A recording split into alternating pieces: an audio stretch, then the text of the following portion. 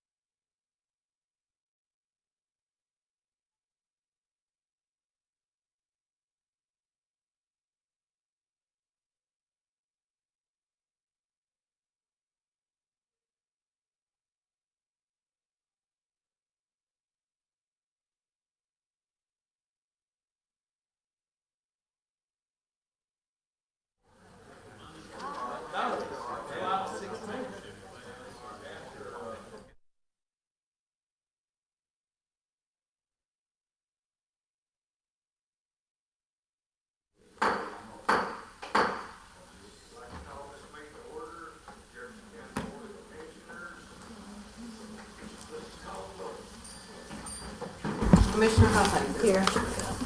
Commissioner Norton. Here. Commissioner Coleman. Here. Commissioner Patterson. Commissioner Brooks. Commissioner Lowe. Commissioner Snodgrass. Here. Commissioner Byrd. Commissioner Johnson. Commissioner Seals. Here. Commissioner Solomon. Here. Commissioner Blevins. Commissioner Douglas. Here. Commissioner Bales.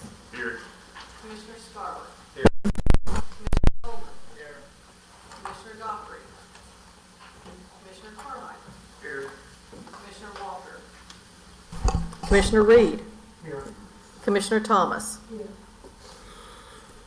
I mean, we got 12. We have 14. We have a quorum. Next on the agenda, we'll have the prayer led by Mr. Joe Coleman, and then we'll have the Pledge of Allegiance led by Mr. Solomon.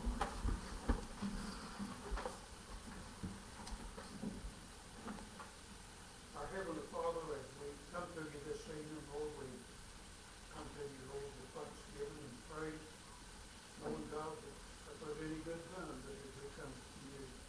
We thank you, Lord, for everybody that's gathered together here this evening. We pray that each and every one will be welcome, have their needs met, have their questions answered, whatever their problems may be.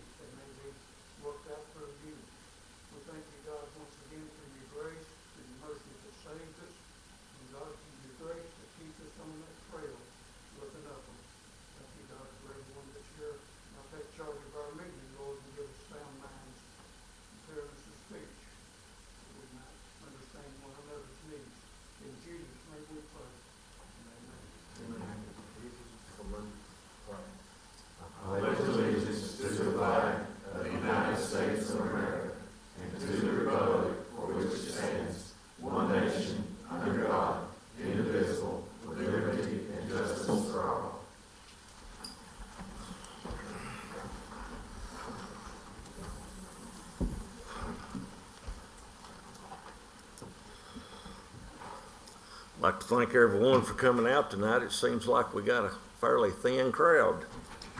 So next on the agenda, we have proclamations and resolutions.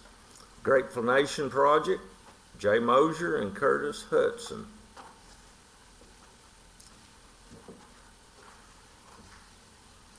Next on the agenda, we have a public hearing, which is Resolution 2022-15, resolution amending the zoning resolution of Jefferson County by establishing an I-3 zoning district. Next on the agenda, we have approval and corrections to the agenda. Does anybody wish to add?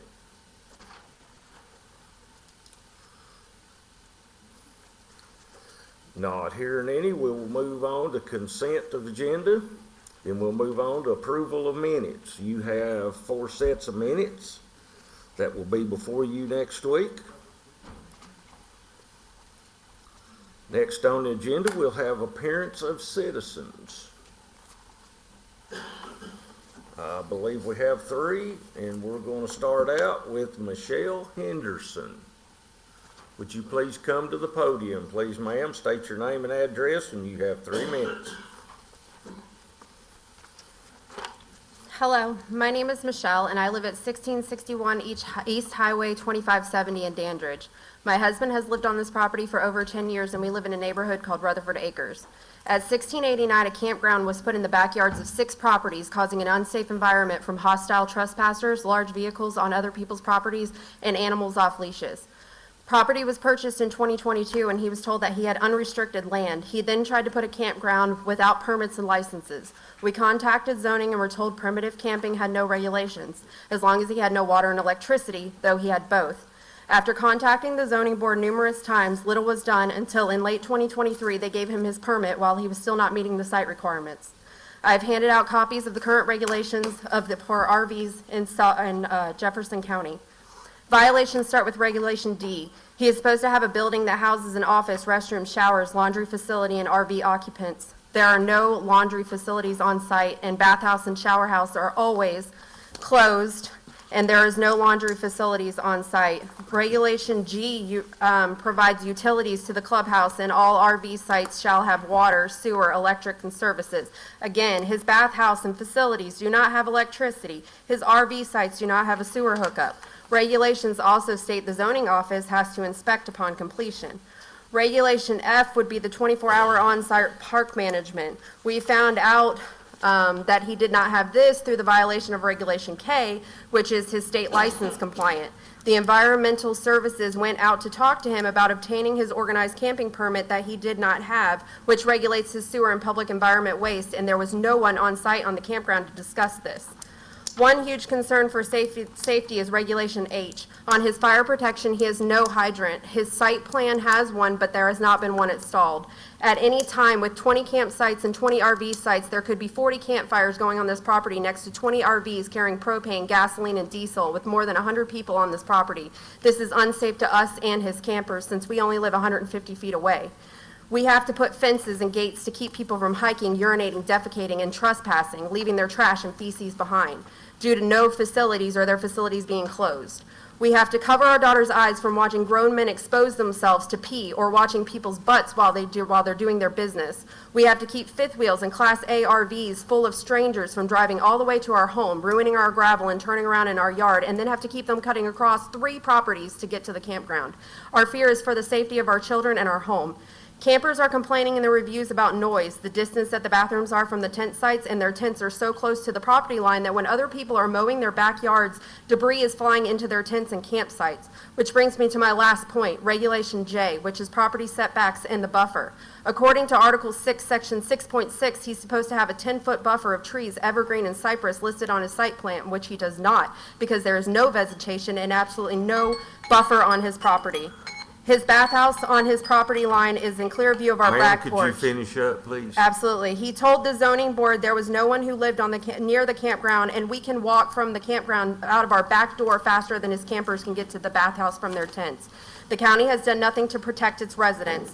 For this reason, we are asking for a fence. We do not feel a 10-foot boundary is enough. We are requesting a 10-foot fence, and we would like discussion on what the county will be doing to keep us safe and to right their wrongs.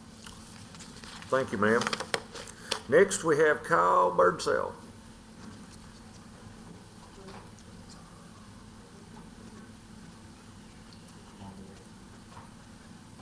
Sir, would you please state your name and address and what you're here to talk about? I'm here to talk about the Lakeside Getaway Campground as well. My name's Kyle Birdsell. I've lived in the area for about 15 years now. I actually started out at Swan's Marina, where I just found the riffraff, the trouble, the this and that was not worth my stay in the area. So I immediately went to find my own piece of property. And now that I found my piece of heaven, I found it very obstructed by these people coming into my house, in my neighbor's yard, in my yard, and my kids seeing all this stuff going on. I did not move to a rural area for this to happen. I want my peace and my sanity back, and I'm really hoping the commission board will really help me out on this situation. On their site plan, I have spotted 4 things that are absolutely incorrect. His 1002 line is more than 300 feet off mark on his site plan. That lets him put in another extra 4 RV sites in the area that are not allowed via TVA.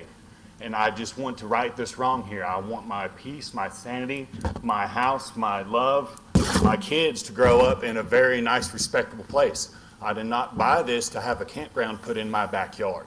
And I would really, really, really appreciate everybody in the commission board to help me right this wrong. Is there any discussion of how we can fix this?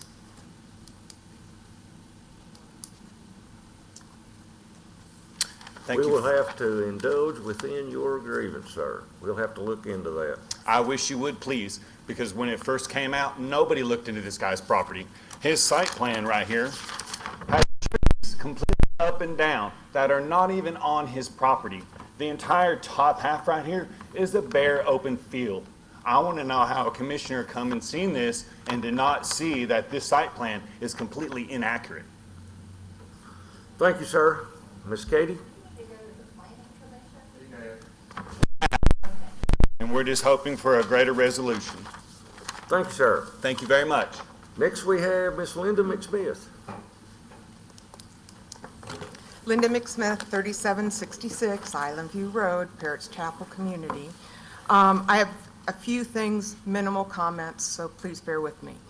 The fire departments, please move ahead with granting the fire department amount at next week's meeting as proposed by the Budget Committee.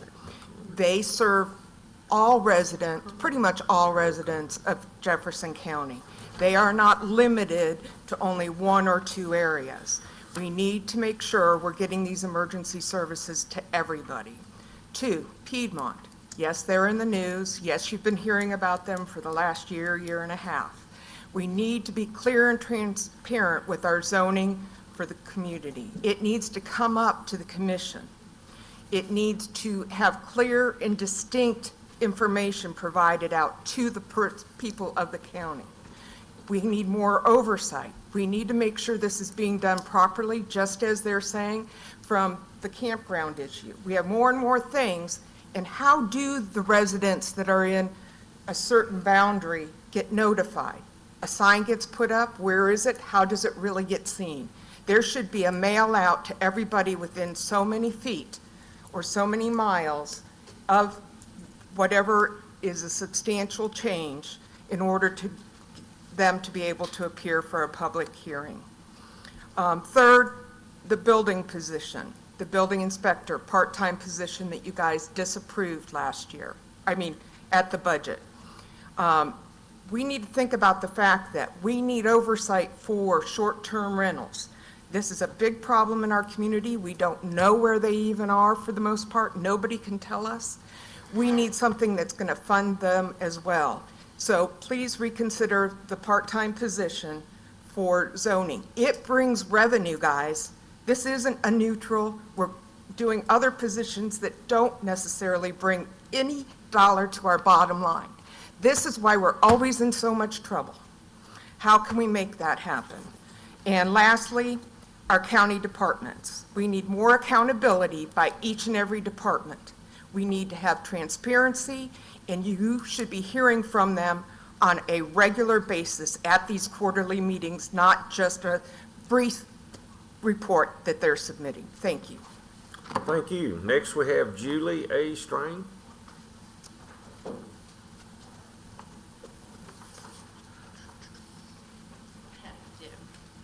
I'm here also with Michelle, that was just up here, on the property that's in the middle of the campground and her property, which isn't a whole lot.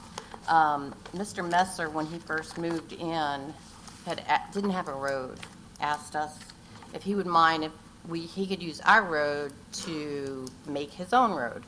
And as good neighbors, we said, sure. Well, he had cement trucks and all this going on. We purchased the property at contract of deed in October of '21. He tore up our road. And I went and asked him if he would mind sparing some of all the piles of gravel that he had to fill in the holes that his concrete trucks and everything made, and he said he didn't have enough. So I went and spent the money for that. This, again, there are no trees there. He also asked to cut down some of our trees so that he could have his area, not for a campground. I don't know what he wanted the trees, but my better half, who also owns the land with me, said, sure, we're good neighbors, not realizing that he shouldn't have cut down any trees. But if we would have known he was going to do that for a campground, that never would have happened. And Michelle gave you a picture, but there is a log right there that we had to put in there because that was his pass-through to his property. We had to put the log there after he even put his road in. I was down there July 4th, tried to have a nice little peaceful time down there, and it was impossible. I just left. I mean, there were people all over the place. Right from my road facing me, one lady came out screaming and yelling when we asked her to please not let her dog on my side of the property and poop all over the road, and she got very nasty. So we're asking if you'll please relook at this. I mean, there's no trees. He told the zoning board or whatever that no one lived there and it was all vegetation, just trees, and that is not so. Yeah, we also thought we would buy a little piece of heaven, and we don't even have a little piece of peace, that piece. Thank you, ma'am. All right, thank you. Next, we have Jim Fox.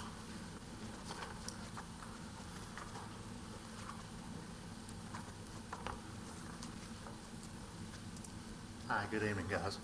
Hope everyone had a great 4th. Hampton Inn, Econo Lodge, Red Roof, Jefferson Inn, Super 8, et cetera, et cetera. Obviously, these are motels, and they're motels that are in Jeff County. Now, all of them are zoned C8. They all have their business licenses. They have signage. They have parking. They have a front desk with a phone number. They have inspections from the fire department and the health department, fire extinguishers, smoke alarms, et cetera, et cetera, et cetera. Now, I guess you're asking, okay, so what does all this mean?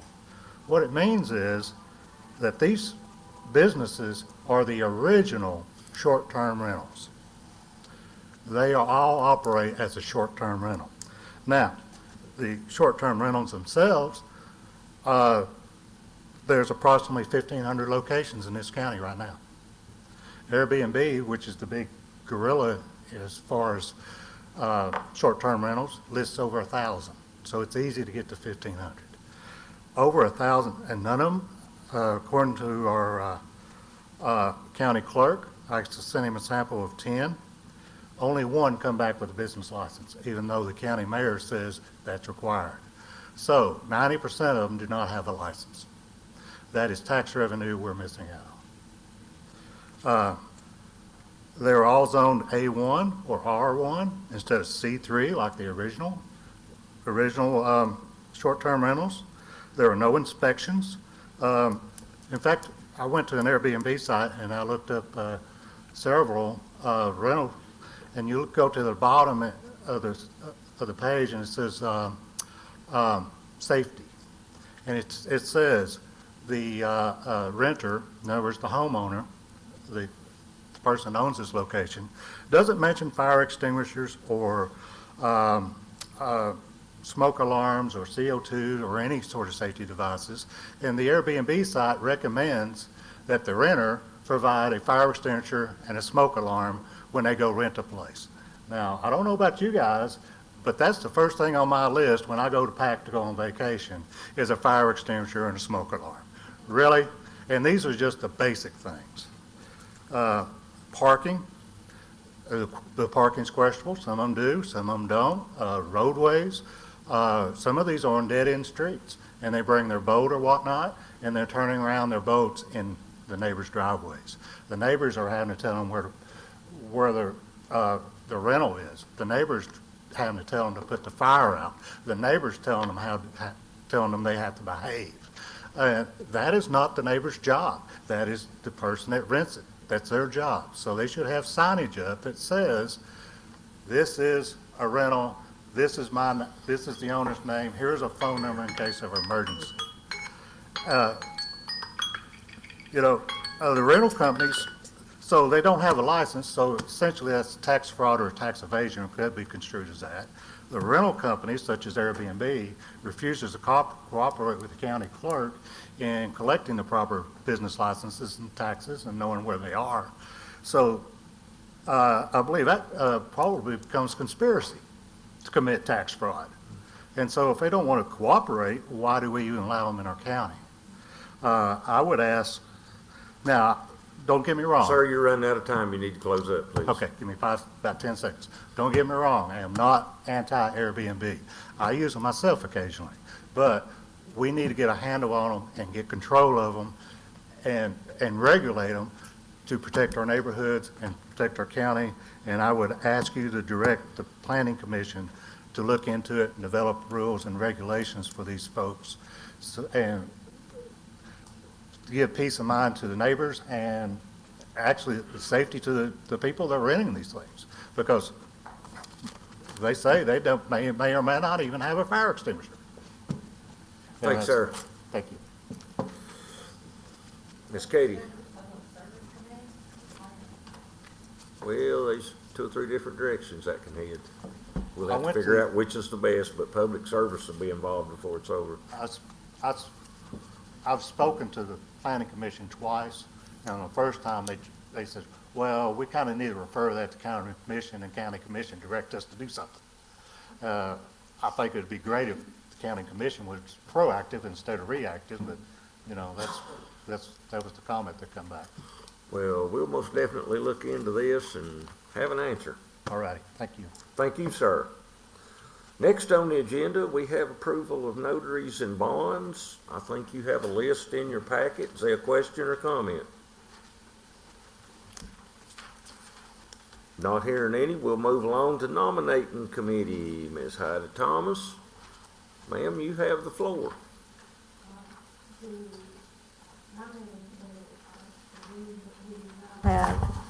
We did not have a quorum. Hit your button there and turn it green. Yeah. There we go. The nominating committee met, but we did not have a quorum, so we are recommending the following nominations for a vote before the full commission, it's a full commission meeting. And All right. the nominees are for Animal Control Oversight Board, Austin Brooks, for a term from September 2024 to September 2027. For the Budget Committee, Katie Huffaker, Joe Coleman, Austin Brooks, Greg Bird, Tim Sills, Rod Blevins, John Neal Scarlett, Ronnie Coleman, Jimmy Carmichael, and Heidi Thomas. For the Nominating Committee, Janet Norton, Jimmy Dale Patterson, Jim Snodgrass, John Johnson, Sammy Solomon, Ransom Douglas, Randy Bales, Terry Dockery, A.J. Walker, and Marcus Reed. For the Building Inspection Board of Appeals, for the licensed building contractor, Kenny Carr, for a term from September 2024 to September 2026. For the certified home inspector, Steve Motruck, September 2024 to September 2026. And the citizen will be Mike Dockery from September 24 to September 26. All right, is there a question or comment from Ms. Thomas? Not hearing any, Mr. Bales? We can do that, but we don't need to call another meeting next week for that, we can bring that. No, it can be brought straight up. Yeah. Question or comment? Sure. Which page is that in our packet? On the nominating? It won't be on there. They just decided that tonight they didn't have a quorum, so she's gonna bring it to full commission, but she won't be here next week, so it'll be a subordinate. Ms. Heidi, who's your co-chair? Bales. Mr. Bales, you the man. Not hearing another question or comment, we'll move right along to reports from elected officials and department heads. County Mayor, Mr. Mark Potts, you got the floor, sir. Thank you. I don't need all of it, I don't think, because you said we had a thin crowd tonight. I appreciate that compliment. So, with Nursing Home Board reappointment, Tim Seals, back to their Jefferson Healthcare Foundation Board. As you know, Mr. Moser passed away. His wife, Susan Moser, has agreed to serve there. Urban Growth Committee, Clean Hodges will finish the term Jay Moser had, and that also puts him on the Joint Economic Community Development Board. E911 Board, Chad Ballinger, an appointment for Dean Ballinger, who just recently passed away, who was on that. That's his son. So those are recommendations that I will have next week for you. The other is a resolution 24-21, should be in your packet. Came as a request from E911 Board, Justin Crowther. It's to elevate the status to telecommunicators to first responder status. Doesn't cost you any money, doesn't do anything, but it changes their status as a first responder. Mr. Reed could probably speak to that in somewhat, but you know, you have firefighters, police, and everything, but this means our 911 dispatchers and our telecommunicators, they are also first responders as well. Last but not least is good news. I got word back, we have received the rehab, rebuild home grant again, and that's $756,000 that'll go to the residents to rehab their homes, and it costs us zero. It's no match, no administration, but we'll get $756,000. TCAC in Morristown has administered it before. There are times that they have replaced residents' homes. Any home they go into, they have to bring up to code. And I know they replaced one. This is the third time we've got this grant cycle. We've been getting $1 million, but they cut me down to $756,000 this time. But we had a resident in the White Pine area that when they went to the home, when they went in the front door, they could see the trees growing where the floor had dropped down its back. That person got a new home. And usually it's around $135,000 to $140,000 of the grant, what they do with that. So what I really need from you is, we've already approved the grant. I really need you to help me get the word out, because we want to get this out to as many people that need help, and it's rehab, and rehab on their house brings it up to code. So in August, we will be making an announcement when they can apply. Anybody in your district, if you go by somewhere and you know someone that could use some help repairing their home, this is for them. It doesn't cost them anything. They put a lien on their home. In over 4 years, 5 years, the lien's forgiven. They don't have to pay it back. So it's a good program. I'll entertain any questions if you have them at this time. Ms. Thomas? Are there income limitations? In other words, the Yes. applicant, Yes, there are income limitations.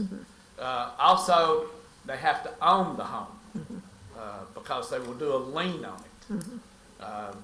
I'm not real sure on qualifications, but I think if they have enough equity built up in their home, that will allow them to also borrow and do this. Now, if they sell the home, they have to pay the note. It's not free. But I believe if you stay 5 years, just if you remember, I don't remember, if they stay in the home 5 years, all debt is wiped out. Whatever they did to the home, they'll do windows, they'll do floors, they'll do roofing. It's a great program. I mean, $756,000 comes to the rest of this county. We don't have a dime in it, and TCAC administers it for us. So it's we want to get it to the people that need it. Is that? They're going to announce in August because they want to come and do a picture with their big cardboard check that says for mobile deposit only on the back. Any questions? Thank you. Thank you, Mr. Mayor. And next we have chairman's comments, and we've got a couple of things to discuss here. Ms. Leanne, would you please pass out the documentation? Which way did it go? You're fixing to be handed the new rules and stuff that was adopted by the state of Tennessee. The mayor was gracious enough to pick this up, and we are going to share this tonight, and it'll tell you about the new rules where the budget committee actually discussed that the mayor's budget cannot be touched. So we passed in the budget committee to put the $2,000 back that was took out of the mayor's budget. If you look through this, there's some very interesting reading to this, and that's why I wanted everybody to have a hard copy instead of it being an email.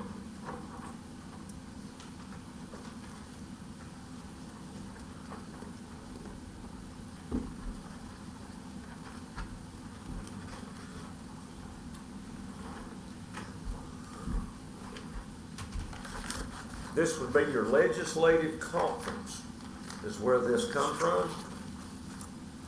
And if you will look down at the number 1, law budget amendments, you got county mayor's budget, you got county commission conflicts. Number 3, as amended, provides that when there is a vote on a county commission which could involve a financial conflict of interest as a result of increasing the pay or benefits of a commissioner, spouse, or commissioner, the chair of the county commission shall ask the members of the commission whether any member believes a vote was cast by someone with a conflict of interest prior to declaring the outcome of the vote. Also provides that such votes must be taken by roll call or by a recorded electronic vote method. Does everyone understand this? This also applies to county employees when they vote.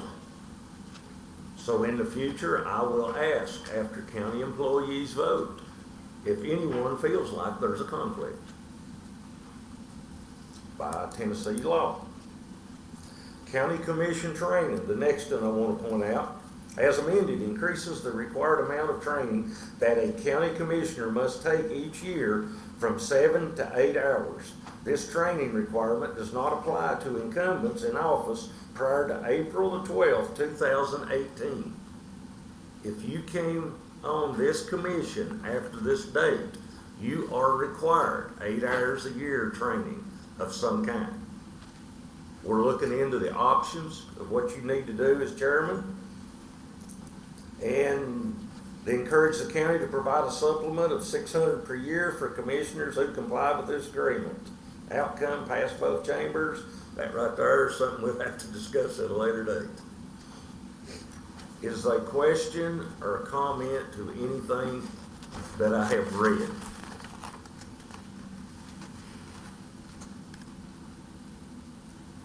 The arming teachers, I would like for y'all to read that sometime, but I believe that covers everything that actually pertains to the commission and how it's operated. There's a lot of good information here. I strongly urge the commissioners to read this, to stay up to date on all the new rules, laws, and elsewhere. Mr. Mayor, do you have anything to add to any of this? We appreciate him bringing this to us. It covers everything from opioids to purchasing on down.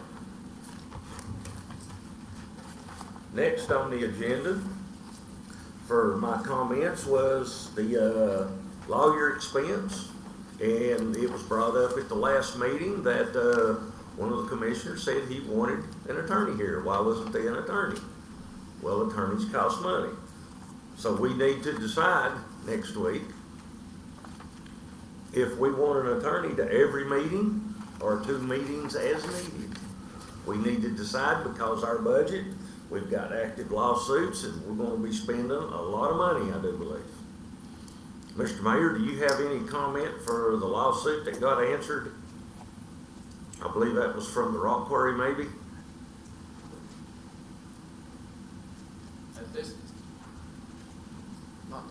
At this point, the only thing I know is they filed an appeal with the courts. Right. And have not heard anything further since that time. It has gone to our county attorney, Mr. Drinker. And that's, Yeah, they sued us before we sued them. Exactly. Whatever it is. That's the thing they did. Yeah. Well, that's what I was fixing to point out, that I just wanted to interact, that the lawsuit named another individual, which is with us tonight. yeah, And lawsuits. lawsuits, that is correct. Miss Katie, Are they still blasting? Like, are they still active? Yeah, as far as I know, it's active. they're still on rock. It'll take a judge's order. And so we were going to go, they had 60 days to respond, and they responded with a suit. So now it's in the courts. It's in the court's hands. Mr. Seals, do you have anything to add? And only, who knows how long it'll be. It'll be a I mean, while. that's what our attorney. This could take days, months, You years. know, I've had a campground suit over there for 2.5 years, and I haven't been to court yet, so. Sure. I may be out there before we. Does anyone have a question or comment for anything we've discussed to this point? I will move right along to other elected officials. We have the Circuit Sessions Court Clerk, Mr. Kevin Poe. If there's a question or comment for any of these, if they're with us tonight, you feel welcome to ask, but if they're not here, County Clerk Frank Harrington, his representative is here. Wheel Tax Compliance, Charles Tipton, is he in the house? Question or comment, direct that towards his office. We have, What's sure. the, Joe Patterson resident? What's Okay, that's what I was just getting Okay, to. sorry. Okay, Joe Patterson resignation handout should be in your packet, that he has officially resigned from being a road commissioner. Oh, As of July 3rd, his letter was dated July 3rd that he hereby resigns. So that will be for him to assume his new duties. Yeah. You can't have 2 elected officers, that is correct. Question or comment for that?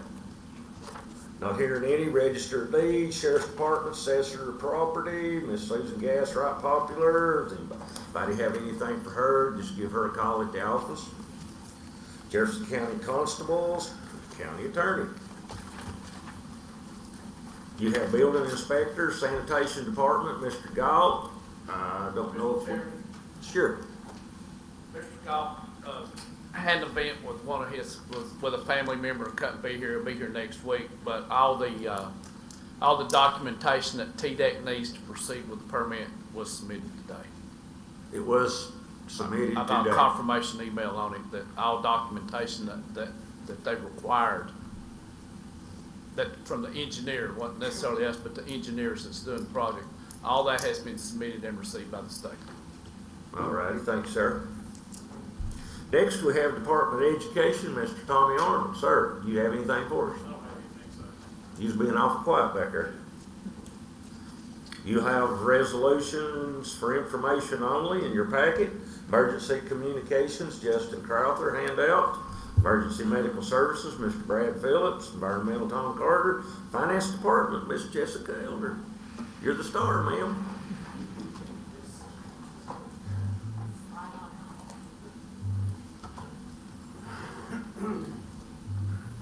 Okay, first, I just wanted to give you all an opportunity, if you have any questions on May's financials that were provided in the packet, I'll be happy to answer any questions you have.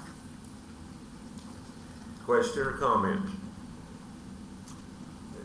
Okay. The next item, I did want to just take a moment just to congratulate you all. The Standard & Poor bond rating, that is an increase. Trust me, I've verified it about 1 million times. We were upgraded to AA negative from A plus. If you recall, this time last year, Moody's bond rating was increased as well. About a month ago, the mayor and I were on a phone call with Standard & Poor. We answered several questions. I sent several financial documents to them. The mayor talked the county up really well. I'd love to give him credit for some of that. Did a great job. I just wanted to point out that the credit ratings, you may say, what does this even mean? Because honestly, I probably wouldn't even know if I wasn't in this position. It means that it's going to be amazing for us if we go for any type of debt. It makes our debt more appealing. It allows us to have lower interest rates. It's just really good all around to have a lower bond rating. It means that they view us as low risk and that we have healthy reserves and healthy fund balances in all the right places. So it just overall means our county is healthy. I would like to point out that our Moody's rating increased last year from AA3 to AA2. And at that time, I believe we had the statistics to increase at least equivalent to Knox County, but they told us that they couldn't make us equivalent to Knox County at that time. So I did look up what Knox County's Standard & Poor rating is, and as of 2023, it's AA plus. So we've gone from A plus to AA negative minus, whichever one you want to call it. So we're just right there, right behind Knox County. I'm sure it's the same reason this year as why they can't make us the same as Knox County, but in my mind, I'm excited. I just wanted to say thank you guys for being conservative, keeping those healthy fund balances and required reserves. So that's what's got us here. So thank you all. Anyone else have a question or comment? Thank you, ma'am. Next, we have Health Department, Jefferson Park, Office of Aging, Soil Conservation, Tourism. Jimmy, I'm sorry. Can I ask, does Sure. anybody have an update on the White Pond Jefferson Park for us, like where we are as far as taking? So since the last time I spoke, we do have Medicare certification. I don't know what's the right word. I lost my vocabulary. So, well, we can get paid to have Medicare patients, whatever term that was. So Medicare and Medicaid. So 2 houses are now occupied. They're in the process of hiring additional staff. There's no shortage of people that want to be there, but we have to hire and train staff. But that was a major hurdle. It took Medicare a year to give us that certificate to where we could bill. So, you know, for a year, we only had private pay people there. But it's healthy, it's doing well, making all bond payments, and it looks even better now as we're able to get these Medicare and Medicaid patients in. That'll really boost the finances for it. Thank you. Question or comment? Miss Katie, you done? We'll move right along. Soil Conservation, Tourism, UT Extension, Veteran Service. Veteran Service, they will be in the future. For those of you all that don't know, our Veterans Serviceman has passed away, Mr. Curtis Hudson. So we're going to have to replace him. It is currently in the works. Next, we have Budget Committee, Mr. John Neal Scarlett. I'm sorry. We got some. Hold on, John Neal. Katie's got her hand up. For the veteran services, is it posted on the county webpage? Yes. So Yes. can you give us an update on how, if somebody's interested, like, It's with personnel. So I need some help here. We met with Junior Poster, also with Ms. Bivens from Carson Newman, Mr. Reed, veterans that had some expertise in what we needed in this position. So they came up, they adapted the job description a little bit, which you'll be voting on. It's no major change, but we're emphasizing community outreach within veterans more so, community events, veterans events along that line. increase some of the requirements. So they came up with a job description. It's available on the website. It also has been published, and it'll be published in the online newspaper and the Standard Banner. I can't remember when the deadline to have it in is. Sometime. Anybody remember? I don't. I'd have to pull it up. But that information is available on the website that they can go to. We're requesting a resume, and it has the job qualifications listed on there as well.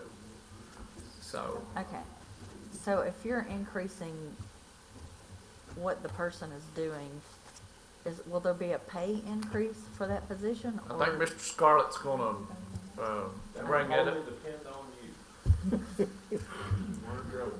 Lee, just send us an email on the job description of veterans. Personnel recommended a salary increase, and it went to budget, and it passed, and we also have the job description that you'll be getting maybe tomorrow, maybe. You'll hear about it in about 3 minutes. Thank you. Yeah. Ms. Katie, you Veterans asked. that were here also. I'm good. You're probably why you expect that, because we've done such a fine job. You got the broken. Now, he's gonna fall out of his chair, by the way. The two veterans. Mr. Scarlett, I believe you got the floor. It's your turn. Well, I was just yielding Mr. Wales. That's more than he said in 2 or 3 meetings. The two veterans that were here are gonna put it out across the veterans information site too, so there'll be more than just looking on our website to get information. They were very helpful. Go ahead. We've got a couple of 3 amendments, not anything earth-shattering, but we did, to give you all a couple of highlights, we did do, passed a recommendation for the Veterans Office, as was said, and it includes the job description and new requirements for that. So all of that will be coming in, and that will be at $45,000 plus associated benefits. Is that correct, Ms. Jessie? $45,000 plus associated benefits. And they're right below 40,000, so it'll just be a 5,000. Yeah, $5,500 increase on that. That was a recommendation of the Personnel Committee. We also, as Mr. Carmichael said, we restored the mayor's budget to come back in line with Tennessee Code Annotated. We also, the other thing we did is motion was passed to restore the ADA funds from the fund balance that was taken out. Mr. Joe made the motion to put that back in. But we'll be bringing all of that to you for thing. And the other thing was to address Ms. Linda's comments earlier. The Budget Committee did put in for the payment, the variance, and it will be recommended to be paid as a 5th payment in July or August, probably August more than likely, that it will be paid in a separate check. You'll have your 4 quarterly payments plus that one, if the commission so chooses to pass it, and we will be recommended that from the Budget Committee. What about resolution 2024-09, the TCRS military service?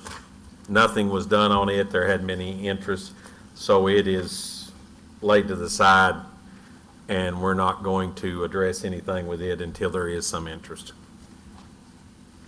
So you can remove that from the question or comment. Not hearing any, we'll move right along.